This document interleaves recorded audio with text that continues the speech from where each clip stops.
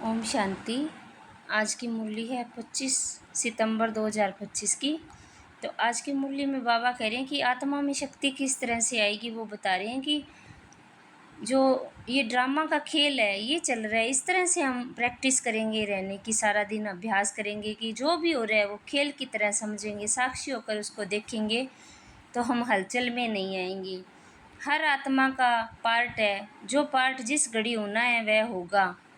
तो ये बात यथार्थ रीति समझना है। इससे क्या कि आत्मा हलचल में नहीं आएगी। तो बाबा ने सारा ड्रामा का राज समझाया है, किस तरह से देवी देवताओं का जैसे पार्ट चलता है, परमात्मा का पार्ट चलता है। तो यही याद रखने के लिए बाबा कह रहे हैं कि साक्षी होकर सारे ड्रामा को देखते रहो, क्योंकि जो जब होना है वो होगा।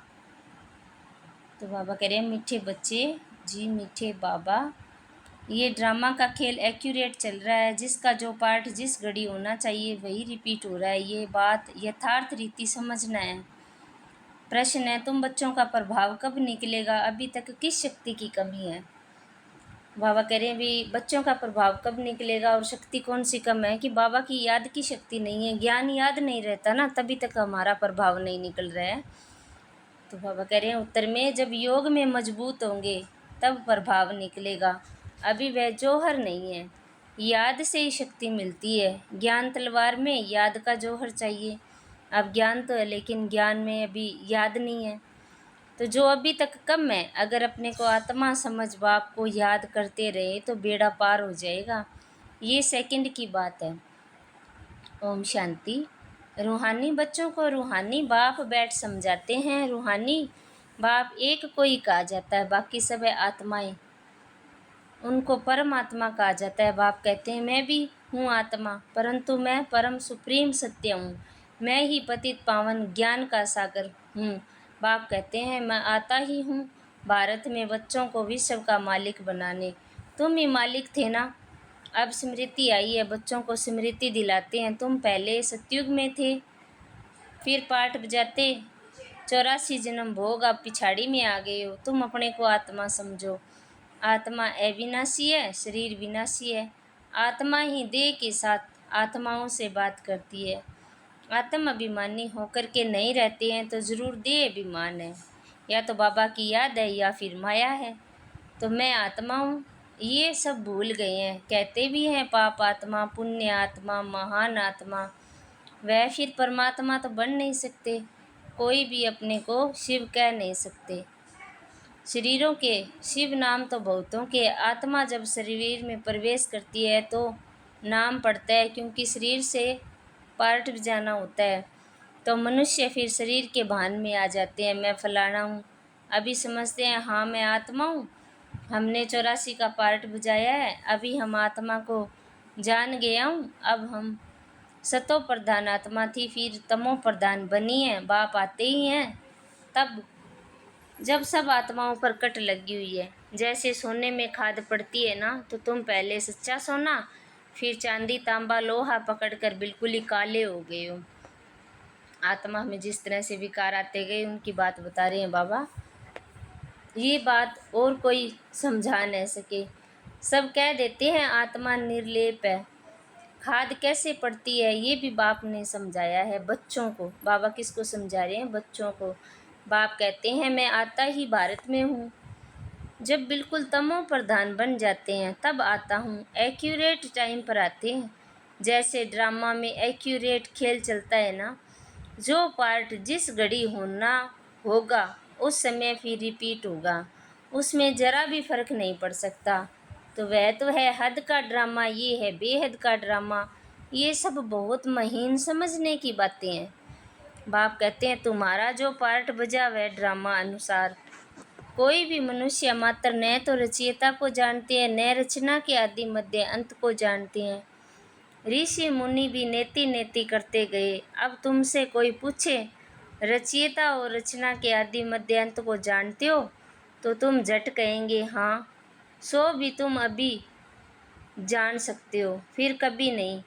बाबा ने समझाया है, तुम ही मुझ रचयिता और रचना के आदि मध्य अंत को जानते हो।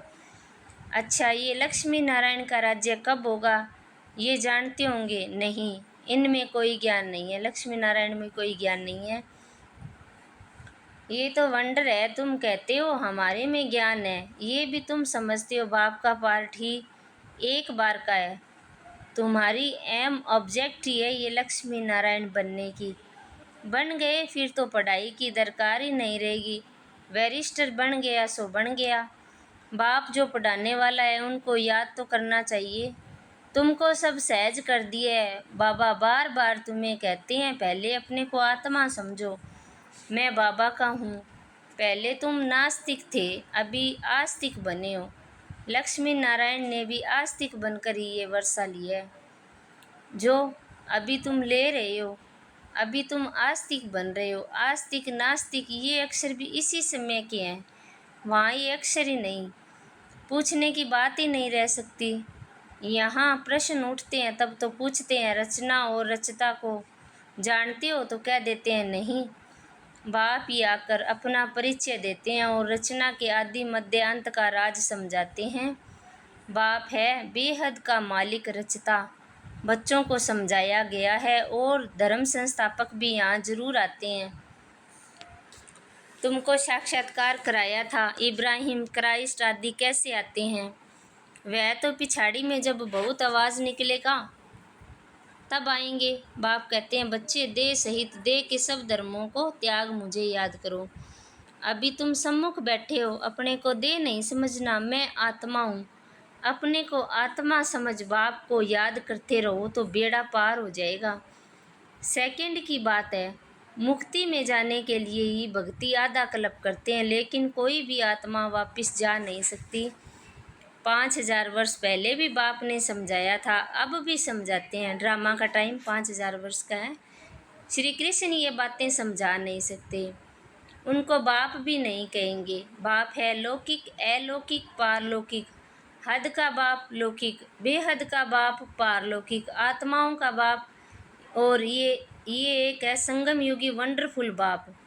इनको अलौकिक बाप कहा जाता है। प्रजापिता ब्रह्मा को कोई याद ही नहीं करते, ये हमारे अलौकिक बाप हैं।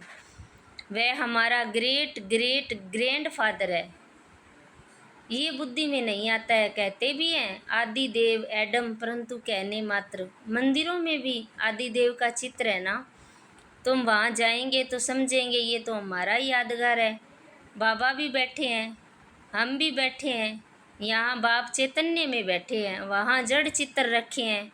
ऊपर में स्वर्ग भी ठीक है। जिन्होंने मंदिर देखा है वह जानते हैं कि बाबा हमको अब चैतन्य में राजयोग सिखा रहे हैं, फिर बाद में मंदिर बनाते हैं। बाबा यहाँ देलवाड़ा मंदिर की बात कर रहे हैं जो मधुबन में है। तो ये स्मृति में आना चाहिए कि ये सब हमारे यादगार हैं। ये लक्ष्मी नारायण अब हम बन रहे हैं, थे, फिर सीढ़ी उतरते आए हैं। अब फिर हम घर जाकर राम राज्य में आएंगे। पीछे होता है रावण राज्य, फिर हम वाम मार्ग में चले जाते हैं। बाप कितना अच्छी रीति समझाते हैं।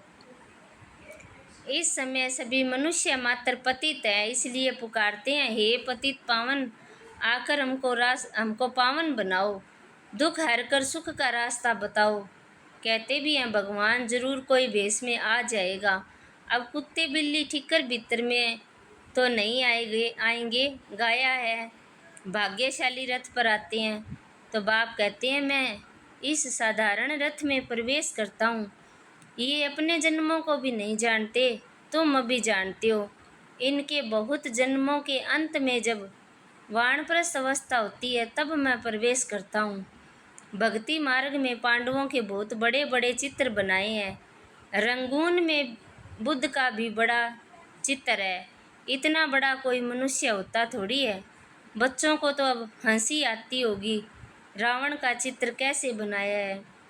दिन प्रतिदिन बड़ा करते जाते हैं। ये क्या चीज़ है जो हर वर्ष जलाते हैं? ऐसा कोई दुश्मन होगा? दुश्मन का ही चित्र बनाकर जलाते हैं। अच्छा रावण कौन है, कब दुश्मन बना जो हर वर्ष जलाते आते हैं? इस दुश्मन का भी किसी को पता नहीं, उनका अर्थ कोई बिल्कुल नहीं जानते। बाप समझाते हैं वह है रावण राज्य, तुम हो राम संप्रदाय की। अब बाप कहते हैं गृहस्थ व्यवहार में रहते कमल फूल समान बनो और मुझे याद करते रहो। कहते हैं बाबा, हंस और बुगले इकट्ठे कैसे रह सकते हैं? खिटखिट तो होती है। सो तो जरूर होगा, सहन करना पड़ेगा, इसमें बड़ी युक्तियां भी है। बाप को कहा जाता है राजू राजू रमजबाज। सब उनको याद करते हैं ना कि हे भगवान, दुख हरो, रहम करो, लिबरेट करो। वो लिबरेटर बाप सबका एक ही है। तुम्हारे पास कोई भी आते हैं तो उनको अलग अलग समझाओ। कराची में एक एक को अलग अलग बैठ समझाते थे। ऐसा बाबा क्यों कह रहे हैं कि सभी का अलग अलग पार्ट है, सभी के अलग अलग संस्कार होते हैं ना, तो सभी को अलग अलग बैठ कर समझाओ। तुम बच्चे जब योग में मजबूत हो जाएंगे तो फिर तुम्हारा प्रभाव निकलेगा। अभी अर्जुन वह जौहर नहीं है, याद से शक्ति मिलती है, पढ़ाई से नहीं। ज्ञान तलवार है, इसमें याद का जौहर बढ़ना है, वह शक्ति कम है। बाप रोज कहते रहते, बच्चे याद की यात्रा में रहने से तुम्हें ताकत मिलेगी। पढ़ाई में इतनी ताकत नहीं है, याद से तुम सारे विश्व के मालिक बनते हो। तुम अपने लिए ही सब कुछ करते हो। बहुत आए फिर गए, माया भी दुस्तर है, बहुत नहीं आते हैं। कहते हैं ज्ञान तो बहुत अच्छा है, खुशी भी होती है। बाहर गया खल्लास, जरा भी ठहरने नहीं देती है। कोई कोई को बहुत खुशी होती है, ओहो अब बाबा आए हैं, हम तो चले अपने सुख धाम। बाप कहते हैं अभी पूरी राजधानी कहाँ हुई है, तुम इस समय हो ईश्वरीय संतान, फिर होंगे देवताएं। डिग्री कम हो गई है ना, मीटर में पॉइंट होती है, इतनी पॉइंट कम। तुम अभी एकदम ऊंच बनते हो, फिर कम होते होते नीचे आ जाते हो। सीढ़ी नीचे उतरना ही है। अब तुम्हारी बुद्धि में सीढ़ी का ज्ञान है। चढ़ती कला सर्व का भला, फिर धीरे धीरे उतरती कला शुरू होती है। शुरू से लेकर इस चक्कर को अच्छी रीति समझना है। इस समय तुम्हारी चढ़ती कला होती है, क्योंकि बाप साथ है ना। ईश्वर जिसको मनुष्य सर्वव्यापी कह देते हैं, वह बाबा मीठे मीठे बच्चे कहते रहते हैं, और बच्चे फिर बाबा बाबा कहते रहते हैं। बाबा हमको पढ़ाने आए हैं। आत्मा पढ़ती है, आत्मा ही कर्म करती है। हम आत्मा शांत स्वरूप है, इस शरीर द्वारा कर्म करती हूँ। अशांत अक्षर ही तब कहा जाता है जब दुख होता है, बाकी शांति तो हमारा स्वधर्म है। बहुत कहते हैं मन की शांति हो, अरे आत्मा तो स्वयं शांत स्वरूप है, उनका घर ही शांति धाम। तो तुम अपने को भूल गए हो, तुम तो शांति धाम के रहने वाले थे, शांति वहाँ ही मिलेगी। आजकल कहते हैं एक राज्य, एक धर्म, एक भाषा हो, one cast, one religion, one God. अब गवर्नमेंट लिखती भी है कि वन गॉड है, फिर सर्वव्यापी क्यों कहते हैं? वन गॉड कोई मानता ही नहीं, तो अब तुमको फिर ये लिखना है। लक्ष्मी नारायण का चित्र बनाते हो, ऊपर में लिख दो सतयुग में जब इन्हों का राज्य था तो one god, one deity religion था। परंतु मनुष्य कुछ समझते नहीं, अटेंशन नहीं देते। अटेंशन उनका जाएगा जो हमारे ब्राह्मण कुल का होगा, और कोई नहीं समझेंगे। इसलिए बाबा कहते हैं अलग अलग बिठाओ फिर समझाओ। फार्म भराओ तो मालूम पड़ेगा, क्योंकि कोई किसको मानने वाला होगा, कोई किसको मानने वाला होगा। सबको इकट्ठा कैसे समझाएंगे? अपनी अपनी बात सुनाने लग पड़ेंगे।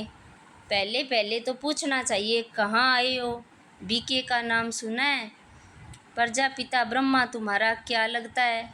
कभी नाम सुना है? तो तुम प्रजापिता ब्रह्मा की संतान नहीं हो। हम तो प्रैक्टिकल में हैं। जो ज्ञान अभी सुन नहीं रहे ना, उनके लिए बाबा कह रहे हैं कि वो संतान नहीं है। हो तुम भी, परंतु समझते नहीं हो, यानी वो समझते नहीं, मानते नहीं है अपने को। तो समझाने की भी बड़ी युक्ति चाहिए। अच्छा, मीठे मीठे सकिलदे बच्चों प्रति माता पिता बाप दादा का याद प्यार और गुड मॉर्निंग। रूहानी बाप की रूहानी बच्चों को नमस्ते। हम रूहानी बच्चों की रूहानी बाप दादा को याद प्यार गुड मॉर्निंग नमस्ते। धारणा के लिए मुख्य सार है, पहला, मंदिरों आदि को देखते सदा ये याद रहे कि ये सब हमारे ही यादगार है। अब हम ऐसा लक्ष्मी नारायण बन रहे हैं। दूसरा है, गृहस्थ व्यवहार में रहते कमल फूल समान रहना है। हंस और बुगले साथ हैं तो बहुत युक्ति से चलना है, सहन भी करना है। वरदान है, एकता और संतुष्टता के सर्टिफिकेट द्वारा सेवाओं में सफलता मूर्त भव। सेवाओं में सफलता मूर्त बनने के लिए दो बातें ध्यान में रखनी है। एक, संस्कारों को मिलाने की यूनिटी।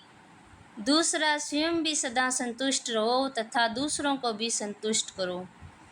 सदा एक दो में स्नेह की भावना से, श्रेष्ठता की भावना से संपर्क में आओ। कौन सी भावनाएं रखनी है? बाबा कह रहे हैं कि स्नेह की भावना, श्रेष्ठता की भावना से संपर्क में आओ तो ये दोनों सर्टिफिकेट मिल जाएंगे। कौन से?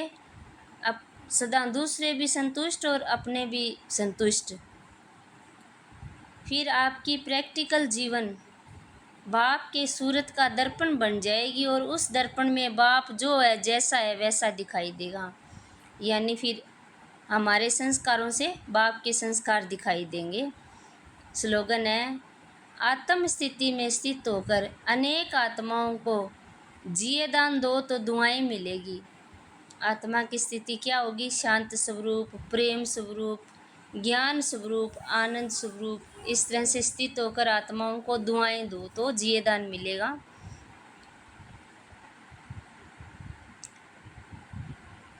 अव्यक्त इशारे हैं, जैसे अग्नि में कोई चीज़ डालो तो नाम रूप गुण सब बदल जाता है। ऐसे जब बाप के याद के लगन की अग्नि में पड़ते हो तो परिवर्तन हो जाते हैं। मनुष्य से ब्राह्मण बन जाते हैं, फिर ब्राह्मण से फरिश्ता सो देवता बन जाते हैं। लगन की अग्नि से ऐसा परिवर्तन होता है जो अपनापन कुछ भी नहीं रहता। इसलिए याद को ही ज्वाला रूप कहा जाता है।